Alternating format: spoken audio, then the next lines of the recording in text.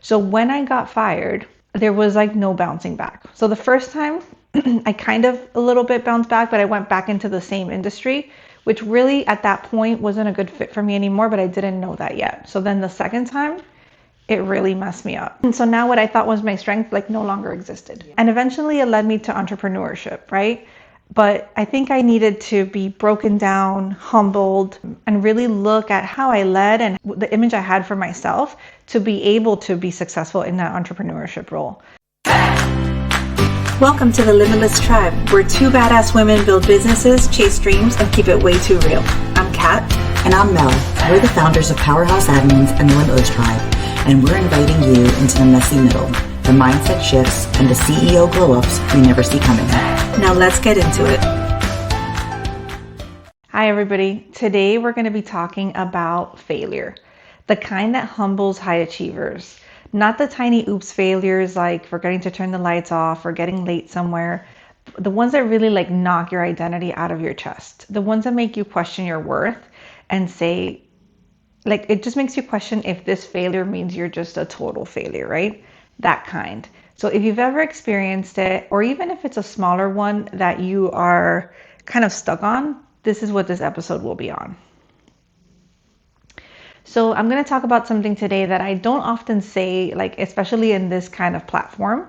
And although I've grown a ton from it and I know it's for the best, it's still difficult for me to talk about. So I hope you feel you're, special that I'm sharing this with you. So a safe space. Yeah, with 50 to 100 and something people for now. So this is something that really, really humbled me, right? I was fired twice from a district manager position, right? Two different district manager positions in the same type of industry.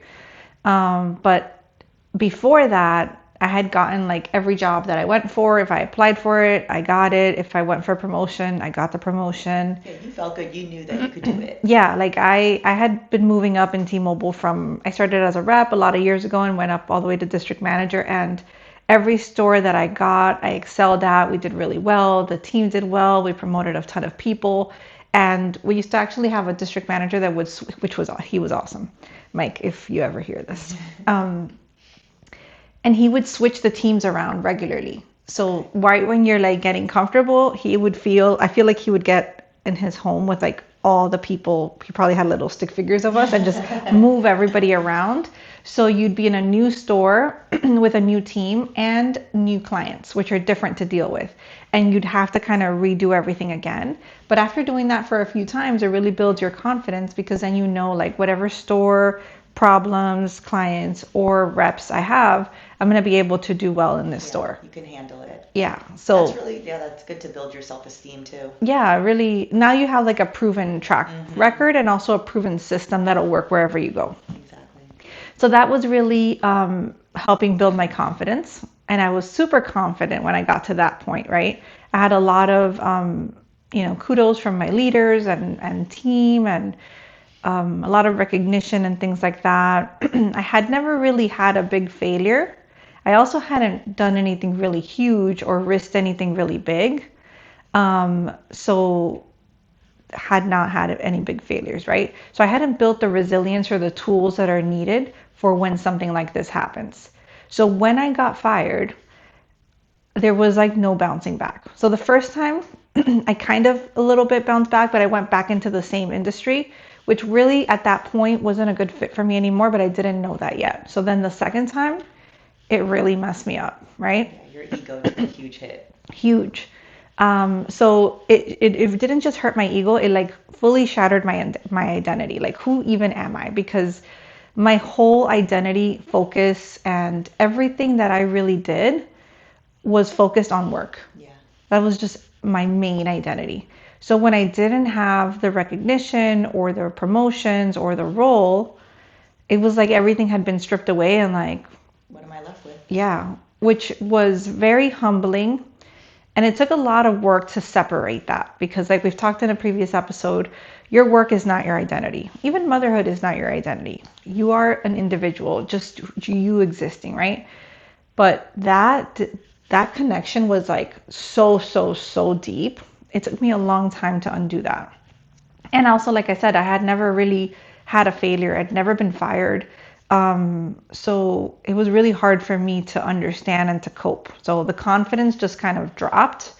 Um, and the hardest part about it was not really, so in any situation, I try to figure out what is it that I could do better next time, right? What is the lesson? What can I change? Even if it's the other person's fault, even if someone did something to me, I try to figure out where is my role in it, right? So this one was a hard one because in both situations, I actually had women on my team, and one it was one, and in the other one it was two women that like made it their mission to like conspire against me. And what happened to women supporting women? I am such like a women empowerment person, yes. So that one hurts really deep. In the second district manager position, those two leaders, they actually hated each other, and they were the only two women leaders in my team. Sorry, we're gonna have to pause. Don't pause it. We'll just come back to it. This is why we don't let you in, ma'am. You were really cute when you were just laying on the floor. Yeah, I told you she can't be let in because then she sees a closed door and. Okay. So in the second store, it was actually in the second district, it was actually two women that hated each other, and they were the only two women in my district. So I made it a point to have like the whole women empowerment speech and like we need to work together and we shouldn't be working against each other and this whole thing. They're doing this and they're doing the opposite. Well, I got them together, but now they needed like a new target, which was now me. But before, like, hated each other, couldn't speak to each other, wouldn't talk in meetings. It was the most awkward thing. So both of those betrayals really, really hurt, right? So it was hard for me to figure out what my role was in that.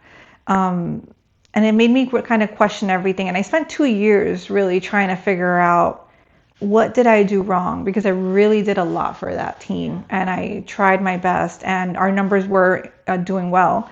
And the team was growing as leaders and we were doing so much more than had been done before. So it was really hard to like pinpoint, right?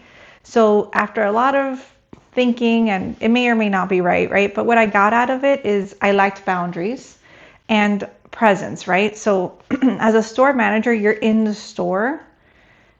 The presence is like felt because you're physically there, and we had an amazing environment and our stores always did really well. But as a district manager, the presence needs to be a little bit different because you're not in the store and you're not even the one managing the store. So each store manager is managing their team and their vibe is what's going to guide that team, not yours.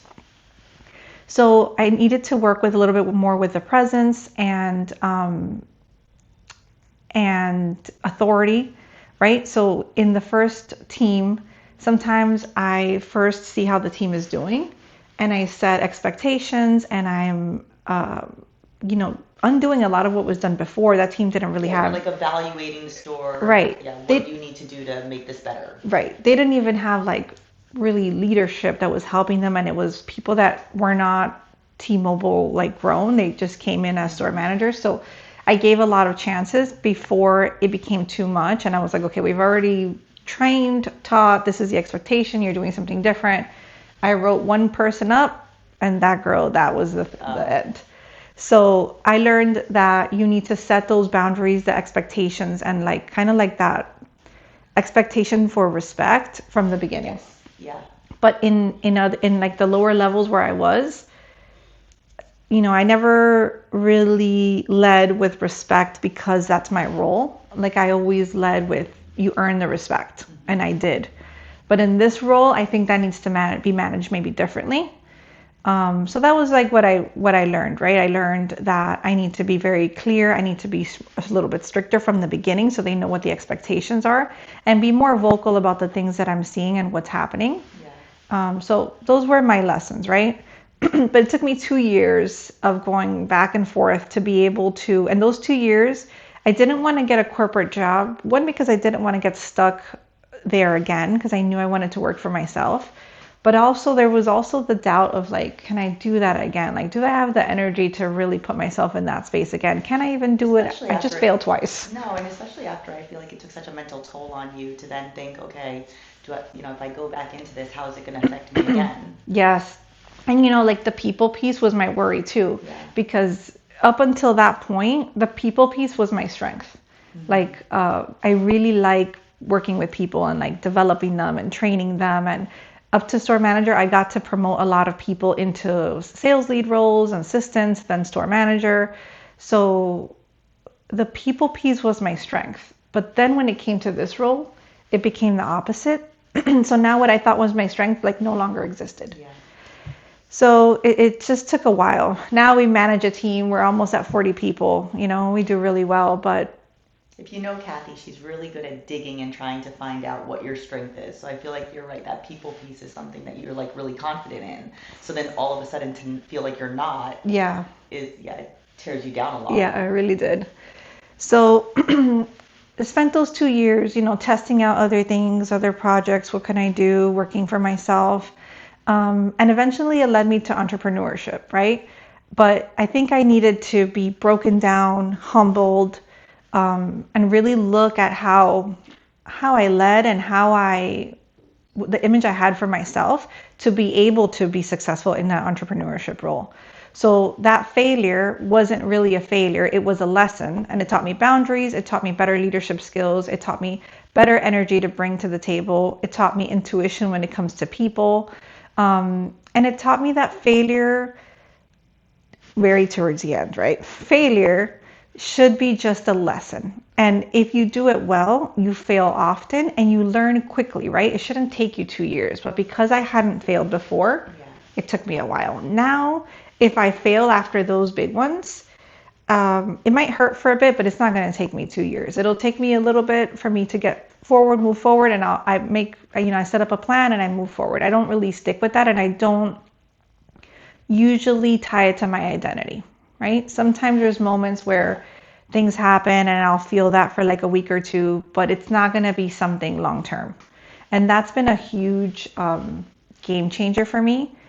And honestly, it's exactly what I needed to be able to go into entrepreneurship. Because there's a lot of failure in entrepreneurship. Just failure, mistakes, all of that. Like, I feel like, any mistake that I've made in any job or any career, I've always been like, oh my goodness. And you get down on yourself and, oh, I can't believe that. And I replay it in my mind like 85 times.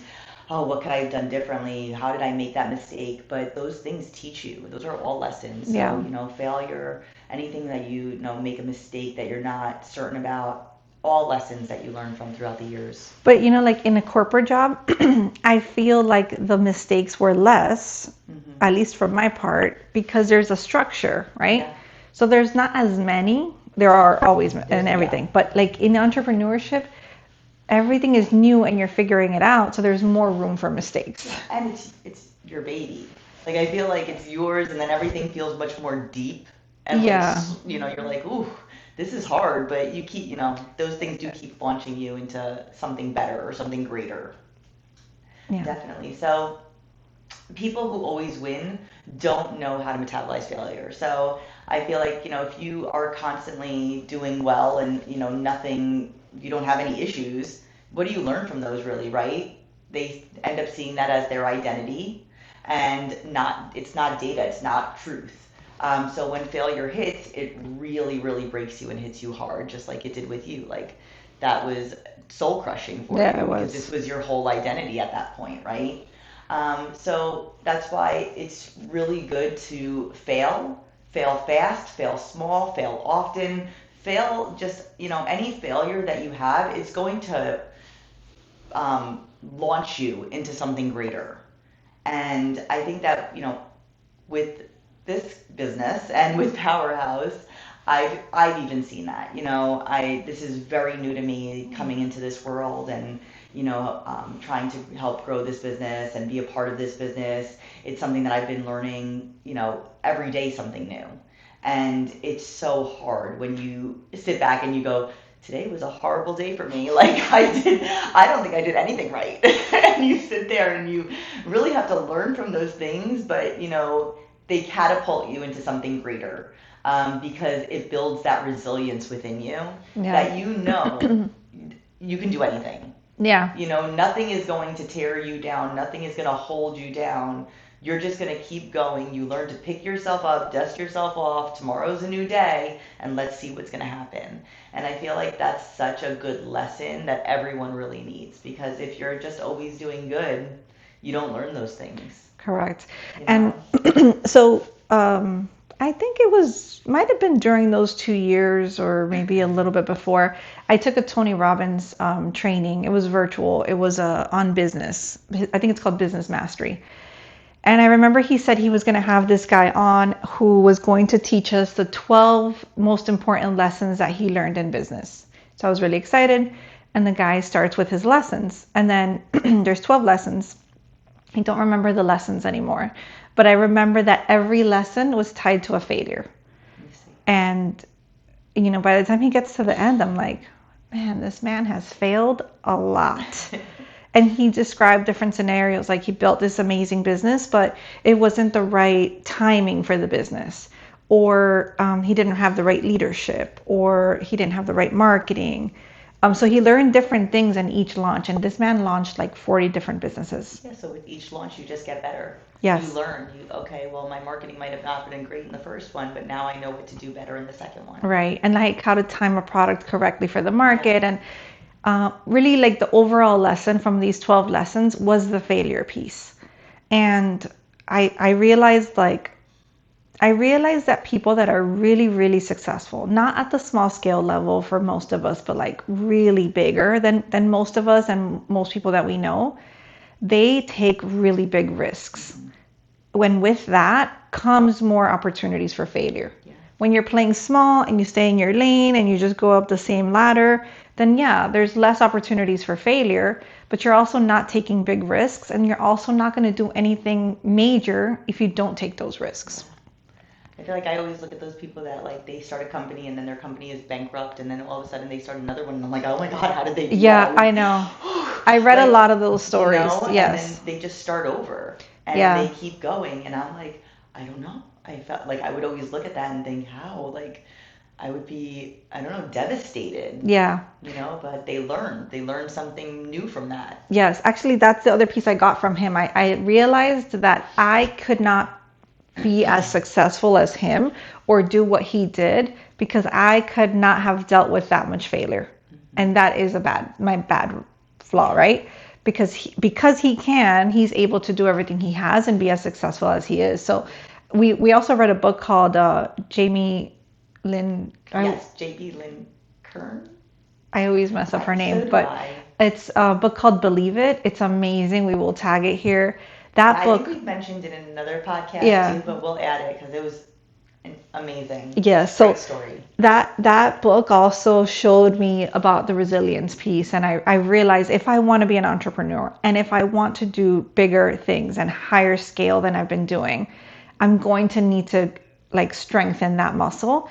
And she goes through so much failure and so much rejection, and not just on her product, but like they made it personal for her. Yeah. Like they made it about her. Oh yeah, the things that they would tell her and just how small they would make her feel is like, but she kept going. Yes, she was They just didn't let it so stop her. sure about what she wanted to do that she just knew they were wrong and she had to keep going. Yeah. And that takes a lot. Yeah, it does. It's an amazing story. So yeah, we'll tag it so you could hear it. So yeah, the most successful people, just remember, they fail often, and they can keep going, and it just catapults them into something greater.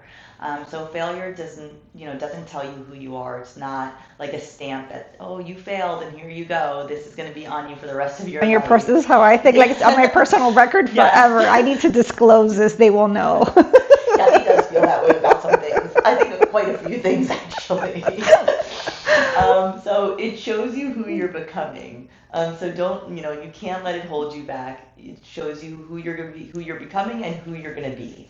So it doesn't say you're not enough. It doesn't say you're not good enough. You're not worthy. It just redirects you into something greater and a different place, a different avenue that's just gonna make you do something even better than what you were doing before. And it's not going to close any doors on you. It's actually going to open all the right ones. So when you think of failure, you can't think of, oh, I'm weak, I'm nothing, I'm not enough. You have to think like, I'm leveling up. I'm going to become the version of myself that I never thought I could be, and just something even better than I ever thought I could be. And if you hear my raspy voice, I'm a little sick. I'm getting over it. I feel like I sound weird. So, you were just saying about the failure.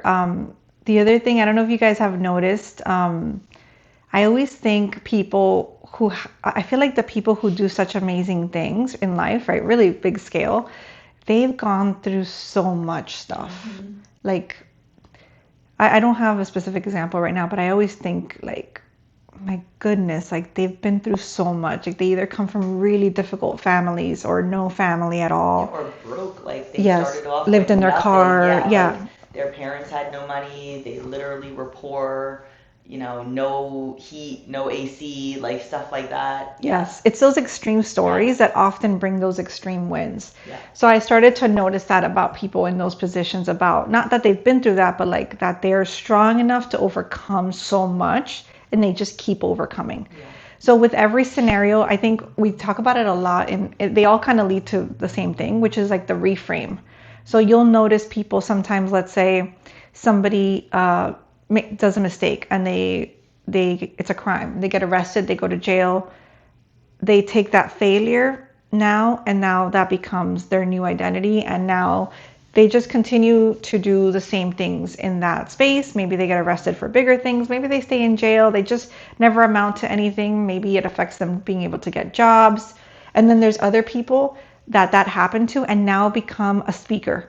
Yes. To like speak to other people to prevent that from happening, and then they go into bigger and larger events and they become a motivational speaker that is paid for their time. Like same scenario. Yeah. It's just how you reframe it and how you choose to move forward from that scenario. It's all the choices that you make in life. Yeah, it's really interesting. So you want to always see both the blessing and the lesson in failure, right? Sometimes this is just not the right place for you. Other times, it's not that you can't do this, is that you're not ready yet, right? You need the lesson, or you need to grow a little bit to get ready for that role or for that business or whatever it is that's happening, right? But everything is a blessing. In my case, even the betrayal was a blessing, right? It taught me to protect my space. It taught me to look at people a little bit differently. And to come in with authority. Yeah. To let yourself, they know who you are.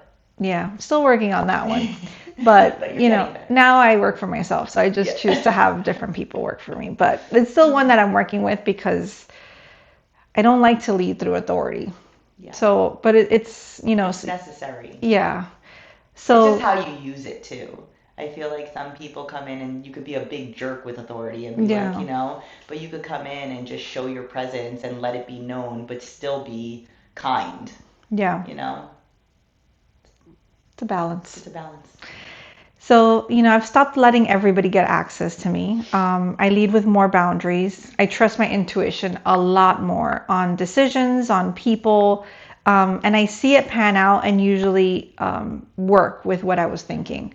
So I stand in my power a lot more, and there's just so much that I've learned in the last 2 years and then now in the last 3 years in business. If I hadn't failed and gone through that really rough time, I wouldn't have made it this far with this business. The first failure, I would have already quit, and I would have felt like, okay, well, since I didn't do well, then this business is probably not for me and I should just quit. You may have never even come into this business. True. I would have probably talked myself out of it. I did start it, and in the beginning, I did have an early failure technically. I think we talked about it before, but I had an admin that was my only admin at that time, and she was doing somebody else's work during the time that I was paying her to do our client's work. And to me, that's like stealing. Like, these hours are specific to this client. Like, we want to be as effective and efficient as possible. So when that happened, I felt like personal too, because I'm like, I really try to take care of this person, and I've tried to pay them pretty well, and it still wasn't enough. And I'm thinking, maybe this is not going to work. Like, I think this is going to be too difficult. Yeah. It's probably going to keep happening. And I thought that for a little bit, and then I thought, no, this is normal. This is part of business. This is just a bad thing. I'm going to learn my lessons from here. And now we're up to 35 admins. How do I make sure this doesn't happen again? Yeah. Yeah. So, but if I hadn't failed, I couldn't have recovered from that little tiny thing, right? So those years weren't wasted. They were part of my rebuild and my strengthening of who I am. So the redefine of failure, right? If you're failing, good. Fail often, fail forward, and reframe it into a lesson and something that is positive for you. I don't know if you've seen on Instagram, I don't know if it was Instagram or a movie, something that I saw where the family would sit at the table and they would ask their kids what they failed at today. No, I haven't seen that. I thought that was so cool. Like not like, we're choosing to fail, but I tried out for, the soccer team, even though I wasn't fully ready and I didn't get it. But now I know I need to, run more laps or whatever. I failed at getting president for the class, but now I learned this and this. So it makes it so within the family unit, every mistake isn't looked at so badly. Yeah, so you don't feel like you're a failure. Yeah. You feel like, okay, I can grow from this. Yes. I think in our families, like, we wanted to avoid failure so much, or like our families did, that was like the number one priority. Not leaning into it so that we could grow, learn, and do big things. It was like avoid failure. If you did fail, you didn't want to admit it. Yeah. Like, it was like a harsh thing. Like, oh, I can't tell anyone this. Right. And it was like it just kind of ended there. I don't know. Yeah. But this scenario or this conversation opens it up to, it's okay to fail. That's part of life. So keep doing it because you're trying new things and you're putting yourself out there, and just take the lesson from it. So I really like that. Maybe it's not an everyday thing, but something to talk about with your kids. That's cute.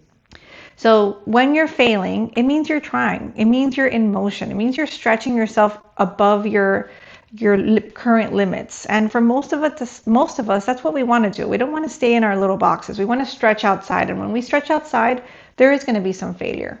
And that's fine. We're going to overcome that. Life is going to be leveling you up through these failures and these lessons. It's not the opposite of success. Failure is actually the curriculum for success. It's like the stepping stones to really get you there. All the failures that you've gone through, you're going to realize are the ones that led you to where you are once you get to that point, right? Once you get to the point where you feel you're successful. So I was just thinking, like, when you said, like, thinking outside the box and stuff like that, right? Like, it's hard to think outside the box when you haven't failed. It's hard to, like, come up with new ideas if you haven't, like, really tried other things. So even those things, like in business, or if you're even an employee, like, if you haven't made a mistake, if you haven't failed at something, it helps just to even come up with new ideas. Yeah. Right? Yeah.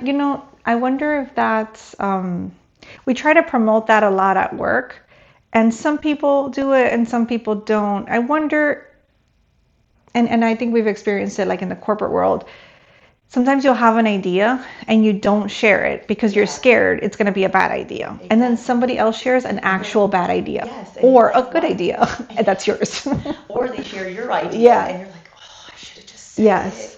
But so I don't know. I was just thinking about that when you were saying about thinking. And, that makes sense, because with the brainstorming and like ideas, usually there's a lot of bad ideas to get to the good. Yeah. And sometimes, like, I try to tell the team, even if your idea isn't the one we're going with, the ideas are still good, because even though that might be the idea, it opens us up and it makes us think, not that, but that could lead into this, or I like this piece of that, but we would need to edit this. So it just gets your brain thinking, but it's okay for it to be a bad idea. Exactly. And even if you feel bad for sharing it because you're like, oh, I shared it and they didn't like it, but you put yourself out there. Yeah, and that's part of the process. Which is great. It would be impossible we want you to do those things. Yeah, but imagine like a brainstorming session. And everyone's quiet. Well, yeah, but imagine a brainstorming session isn't all good ideas. No, it's mostly bad. And then you come out with the one or two good out of the whole session. But I think people think they all have to be good, so then they don't contribute. Ideas, yeah. So, I don't know. I was just thinking about that. But that's a good point. The version of you who succeeds next is built in the moments that you think you're falling apart. So remember, failure did not ruin you. Failure didn't ruin you, right? It made you better. It revealed who you were, and it revealed who you are and who you're becoming. Yeah. So if you like let it take you down, you're never going to know who that next version of you was or would be, or who you could have became. So make sure that you're always failing, failing forward, failing fast, and failing often. You mentioned falling apart. I know a lot of people are going through that right now, right?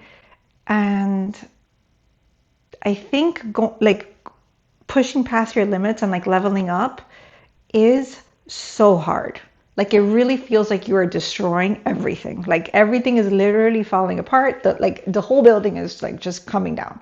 I used to feel like there's literal war in my head. Like they're just going to battle because I was pushing through so much stuff. And I know that it's really hard to go through the failures, to go through that like crumbling of stuff, to go through everything falling. But I promise you that I feel like the best times and the most success and the happiest times and just all the good stuff comes after that. And I feel like not only that, it's the more accomplished you feel, like Yeah. proud of yourself. Yeah. Because if you can make it through those things and come out on the other side, which you will, you're gonna come out better. But I feel like you had this sense of accomplishment, like, man, look at everything. I earned this. Like, yeah, yeah. like look at everything I went through, look at everything Yeah. I did, and look at where I am now. Yes. It's such a feeling of pride. Yes. So I'm telling you from the other side, it's really awesome here. I know it's soul crushing sometimes to go through the hard stuff, but other people avoid it and they just go through like minimal soul crushing just forever because you just don't change anything. You're just supercharging it right now because you're leveling up to that next phase, right? But it's going to be so much better on the other side. So keep going. If this episode gave you a breakthrough, if it was something that really hit something within you, hit follow, leave us a review, send it to somebody who's going through that difficult time in their life, who's restructuring, who's rebuilding, or who's just had everything recently crash down. Give them this episode as hope, right? This is their rebuilding season. So let's spread this message. The next episode is about gaining control by actually letting go. And until next time, your life, your rules, stay limitless.